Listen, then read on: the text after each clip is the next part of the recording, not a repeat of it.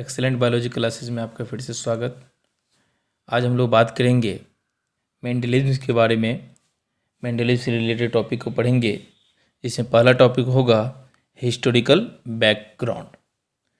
तो हम सब जानते हैं एक बात कि father of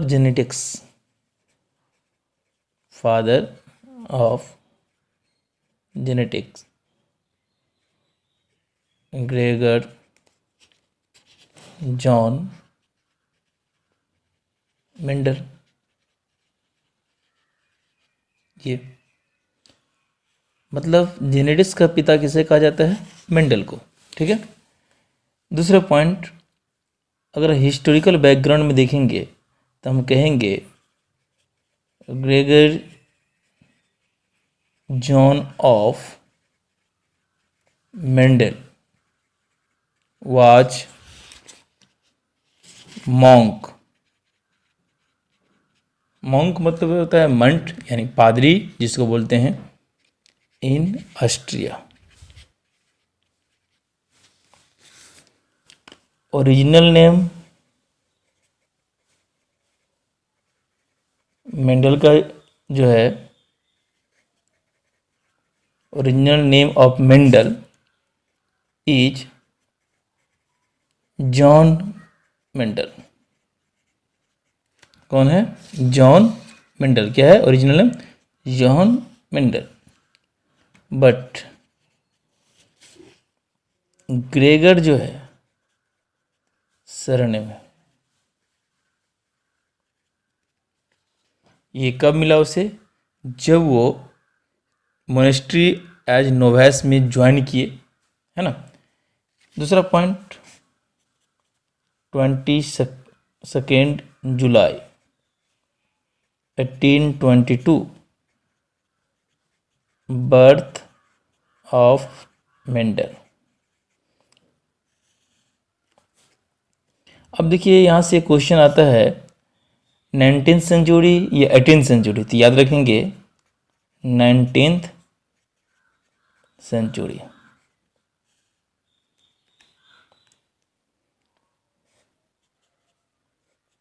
father of Mendel हम बोलेंगे Anton Mendel.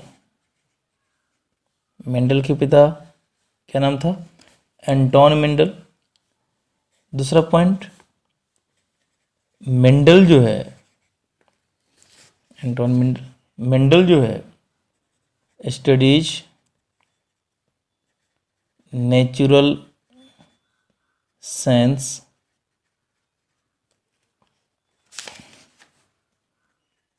Math and physics.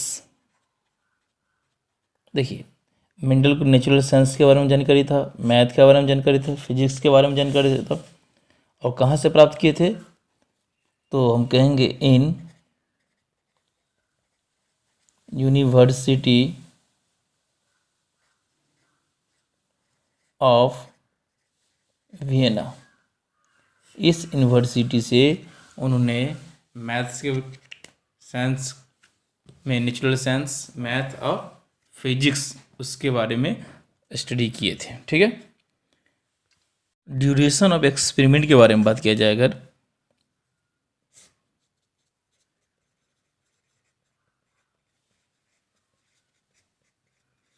Experiment 1856 to 1863, यानी 1856 टू 1863 अप टू 7 ईयर्स, 7 साल उन्होंने एक्सपेरिमेंट किया था। अब यहाँ पे आता है कौन से प्लांट पे? द ऑन पी प्लांट, जिसको हम पीसम सैटिवम के नाम से भी जानते हैं। दूसरा पॉइंट, जो पीसम सैटिवम यानी पी प्लांट है, उसमें 2n = 2x = 14, यानी क्रोमोजोम की संख्या कितना होता है? 14। किसमें? In case of pea plant. तो पी प्लांट में क्रोमोजोम की संख्या 14। मेंडल ने एक्सपेरिमेंट किया था पी प्लांट पे अप टू 7 ईयर्स 1856 टू 1863। ध्यान रखेंगे ये क्वेश्चन 2017 में मेडिकल में पूछा गया था क्वेश्चन, है ना। इसमें क्वेश्चन था कि which one from those given below in the period for Mendel's hybridization experiment. यानी क्वेश्चन क्या था उसको हम लिखते हैं। क्वेश्चन था विच वन दोज गिवन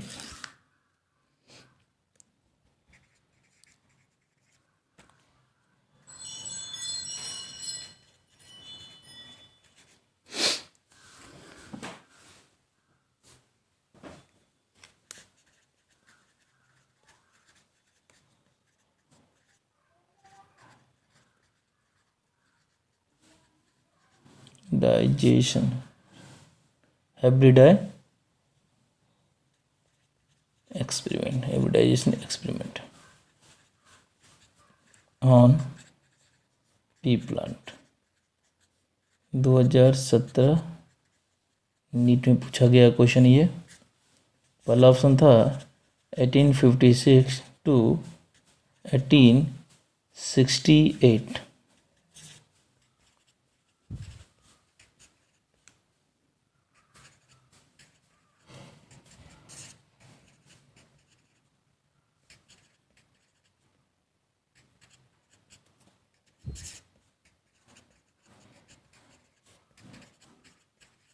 तो क्या होगा इसका आंसर करेक्ट 1856 टू 1863 मेंडल ने एक्सपेरिमेंट किया था पी प्लांट पे। ठीक है, अगला पॉइंट करेंगे हिस्टोरिकल बैकग्राउंड में ही 1865 उन्होंने अपने वर्क को फिनिश किया। तो फिनिश्ड हिज वर्क और announcement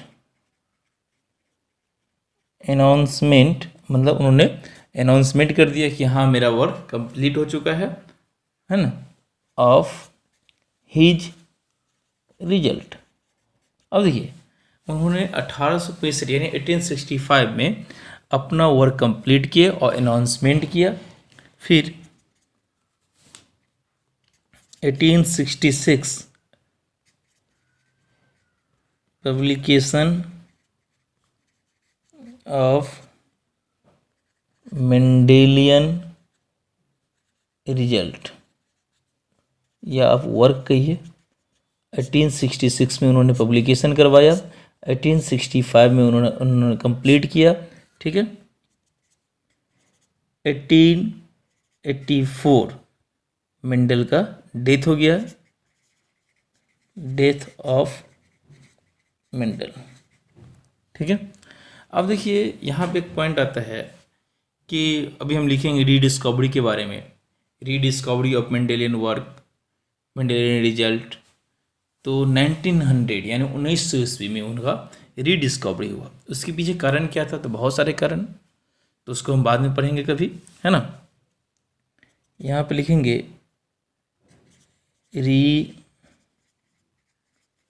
rediscovery of Mendelian work. अब देखिए इस वर्क को कंप्लीट करने में 3 साइंटिस्ट का योगदान था।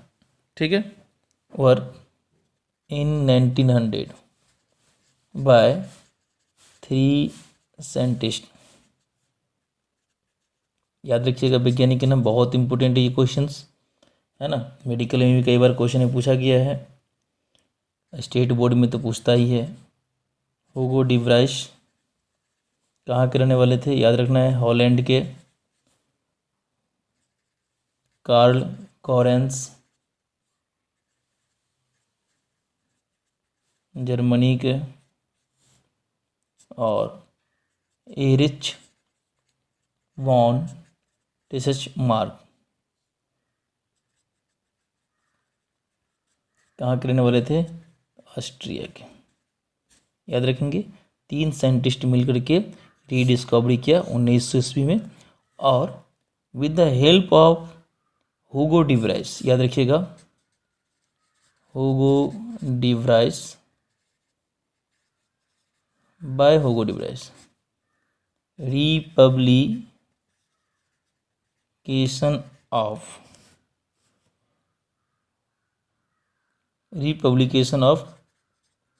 Mendelian work in 1901। तो रिपब्लिकेशन करवाया गया 1901 ईस्वी में मेंडल के रिजल्ट को। ठीक है, अब इसमें हम देखेंगे कि अगला कारण क्या था कि मेंडल ने पी प्लांट को ही अपने एक्सपेरिमेंट में इस्तेमाल किया, किसी दूसरे प्लांट का इस्तेमाल नहीं किया, दूसरे प्लांट का यूज नहीं किया, उसके बारे में हम बात करेंगे। तो एक पॉइंट आता है बी में, ये हमने पढ़ लिया हिस्टोरिकल बैकग्राउंड, बी में पढ़ेंगे cause of selection of pea plant by Mendel in his experiment. तो कारण बहुत है, मेंडल ने पी प्लांट का सिलेक्ट क्यों किया, पी प्लांट के अलावा किसी और प्लांट को सिलेक्ट क्यों नहीं किया, उसके बारे में हम बात करेंगे यहाँ पे, है ना, क्या कारण था उससे related.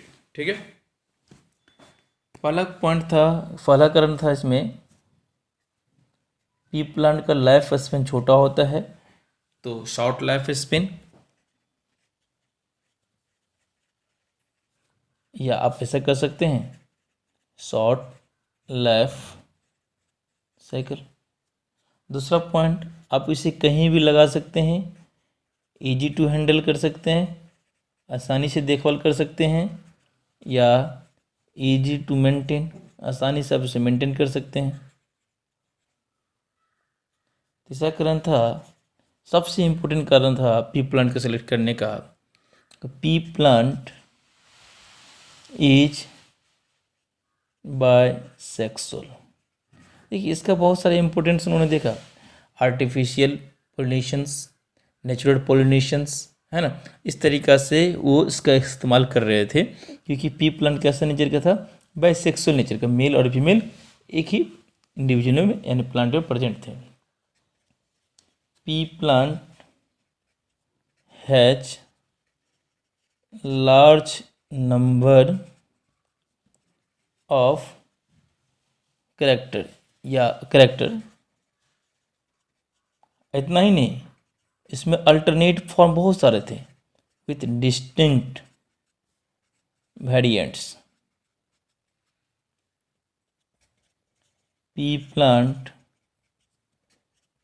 Produces large number of seed,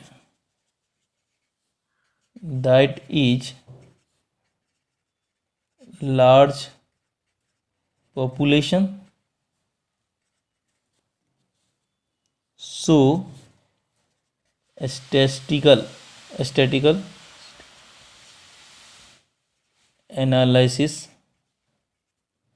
is possible। देखिए इसका सिलेक्ट करने का कारण क्या था, तो इस पी प्लांट का लाइफ स्पेन छोटा है, लाइफ साइकिल उससे आसानी से आप हैंडल कर सकते हैं, और सबसे इम्पोर्टेंट पॉइंट था पी प्लांट जो है बायसेक्सुअल नेचर का होता है, ये पॉइंट याद रखना है, pea plant is bisexual in nature.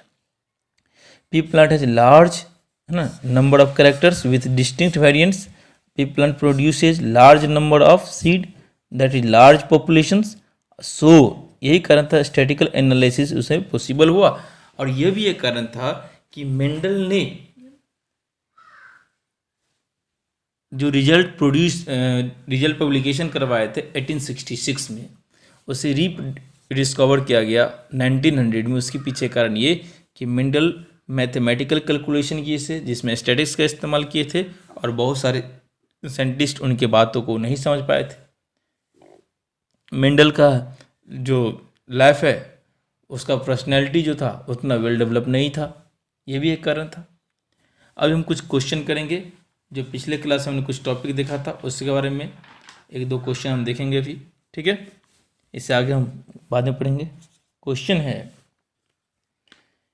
If T tall को प्रोड्यूस करता है, इंडिकेट करता है जो डोमिनेंट है। स्मॉल टी ड्वार्फ को बताता है जो रिसेसिव है। Then what percentage of plant will be tall when